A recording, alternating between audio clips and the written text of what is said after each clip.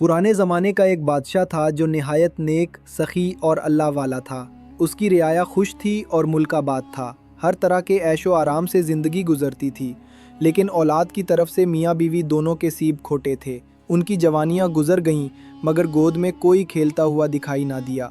ना कलेजे की ठंडक थी और ना तख्त का वारिस। दोनों सर जोड़कर रोया करते। जब पीर फ़कीर मन्नतें वगैरह हो चुकी और सारी तदबीरों से हाथ धो बैठे, तो अचानक एक महलदारनी ने खबर दी कि बेगम साहिबा उम्मीद से हैं। सूखे धानों पर पानी पड़ गया। खुशी के नौबत व नक्कारे बजने लगे। बड़ी अल्लाह आमीन से 9 महीने पूरे हुए। सारे आसार लड़के के थे, मगर पैदा हुई तो बेटी। दिलों के वल्वले दिलों में ही रह गए। बादशाह को बड़ा सदमा हुआ कि अल्लाह ने आरजू भी पूरी की तो वो भी अधूरी। 12 बरस बाद घर में फूल आया तो वो भी बराए घर का। सल्तनत का चराग गुल का गुल रहा। बेटा मशहूर करना और तरबियत, मगर किस्मत से कहीं लड़ा जाता है। मजबूर होकर रह गए। वक्त की मसलियत और अपना शौक। बेटी को बेटा मशहूर कर दिया। लड़कों की तरह परवरिश होने लगी। जब होश संभाला तो हर तरह के फ़न के उस्ताद रखे गए। तालीम व तरबियत, शहसवारी, नेज़ाबाजी, सारे किरतब शहजादों जैसे सिखाए और उसी को अपना वली अहद बनाया। बादशाह की बेटी महल की आबो हवा से चंद रोज़ में कहीं की कहीं निकल गई।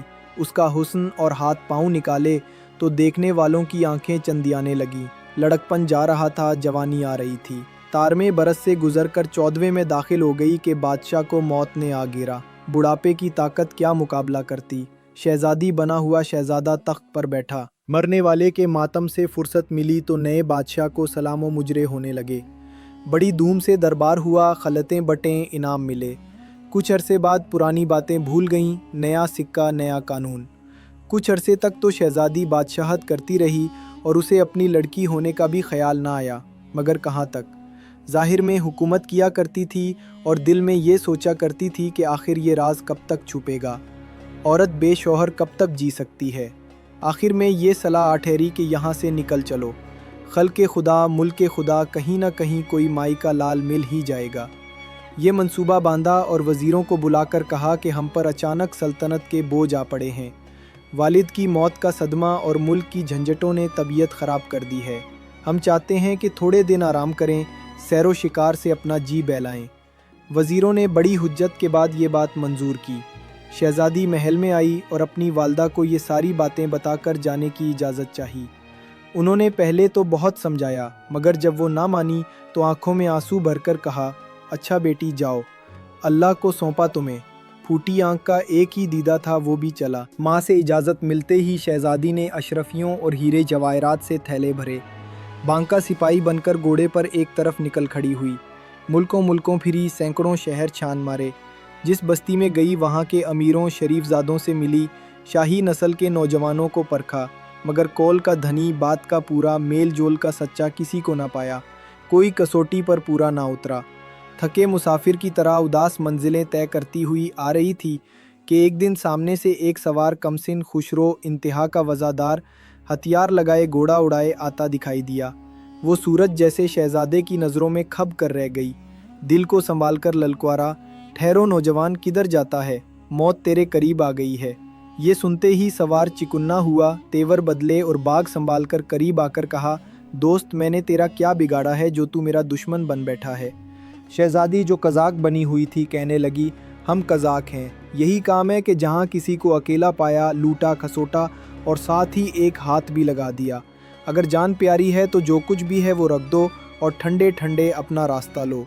वो घर सवार कहने लगा, चोरों पर मोर उसी को कहते हैं मियाँ, हम भी इसी फिक्र में थे। शुक्र है कि सुबह सुबह बावानी तो अच्छी हुई। उसने भी शहजादी को अपना माल हवाला करने को कहा। बने हुए कज़ाक ने घोड़े को एड़ लगाकर वार किए, लेकिन सवार भी बहादुरी का परकाला था। देर तक इनियाँ टकराती रहीं, मगर कहाँ शाही इस्तबल का घोड़ा और कहाँ एक टट पूंजिए का खच्चर। गरीब कमी करने लगा। सवार बोला, रुको भाई, यूँ तो फैसला होगा नहीं।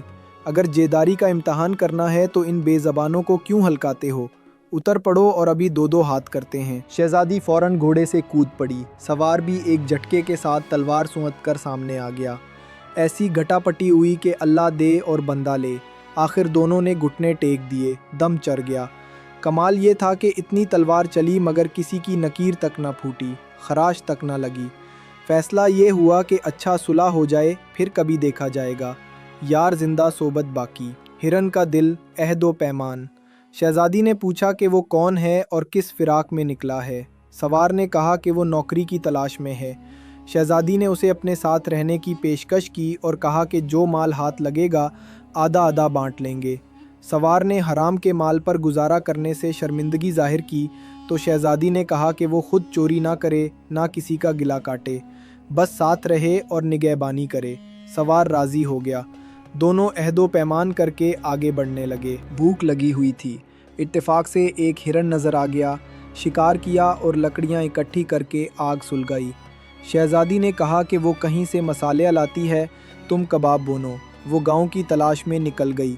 सवार ने गोश्त के टुकड़े करके आग पर भूनना शुरू कर दिया। दोनों खा पी कर आगे बढ़े। चलते चलते रात आ गई। एक साफ सी जगह देखकर पड़ाव किया। सवार मियाँ थके मांदे थे और पेट भरकर खाना भी मिला था। पड़ते ही सो गए। शहजादी अपने दाव में थी।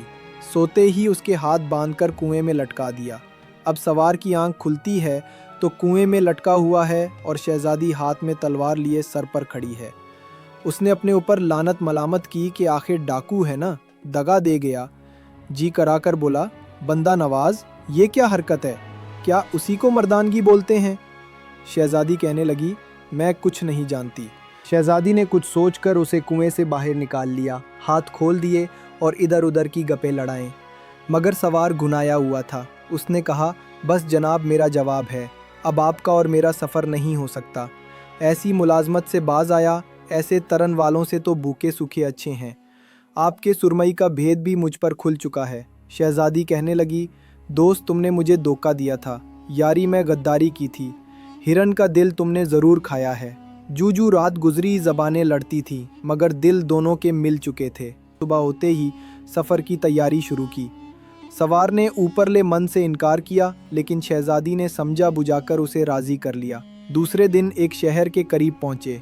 शहजादी ने फसील से दूर एक मकबरे में डेरे डाल लिए। रात जब आधी के करीब आ गई तो अपनी तलवार संभालकर सवार से कहा, चलिए नौकरी का वक्त आ पहुंचा। सवार हिचकिचाया, मगर क्या करता, हो लिया। दरवाजे बंद थे। एक सुराख के ज़रिए शहर में दाखिल हुए। देखते भालते महल के नीचे आ खड़े हुए। शहजादी ने इधर उधर देखा। दोनों छत पर चढ़ गए। देखा कि बादशाह और बादशाह की बेगम आराम खास में हैं। सवार ने चुपके से काम अंजाम दिया। बाद में बादशाह ने पूछा कि सवार ने ये सब कैसे किया। सवार ने कहा कि सब कुछ किस्मत का खेल है। बादशाह गुस्से में आया और सवार को कत्ल करने का हुक्म दिया, लेकिन सवार ने दुश्मनों को शिकस्त दी और महफूज रहा। शहजादी ने आखिरकार सवार के साथ वापस महल में आकर सब कुछ बताया कि वो अपनी असल शनाख्त जाहिर करे। उसने अपने वालिद बादशाह के सामने अपनी सारी हकीकत बयान की। बादशाह हैरान रह गया कि उसकी बेटी ने कितनी चालाकी और हिकमत से अपने आप को महफूज रखा और साथ ही मुल्क के लोगों की खिदमत की। बादशाह ने खुश होकर अपनी बेटी की बहादुरी और अक्लमंदी की तारीफ़ की और उसे आज़ादी दी कि वो अपनी ज़िंदगी अपने साथी सवार के साथ गुजारे। दोनों ने शादी कर ली और ना सिर्फ वो अपने ज़ाती ज़िंदगी में खुश हुए, बल्कि मुल्क की फलाह व बहबूद के लिए भी काम करते रहे। इस कहानी से ये सबक मिलता है कि अक्ल, बहादुरी और सब्र के साथ इंसान हर मुश्किल पर काबू पा सकता है और अपनी तकदीर बदल सकता है। यहाँ हमारी कहानी ख़त्म होती है। अगर ये कहानी आपको पसंद आई तो लाइक और सब्सक्राइब करना न भूलें, ताकि आप हमारे साथ हर कहानी देख सकें। मिलते हैं एक और नई वीडियो के साथ। तब तक के लिए अल्लाह हाफिज़।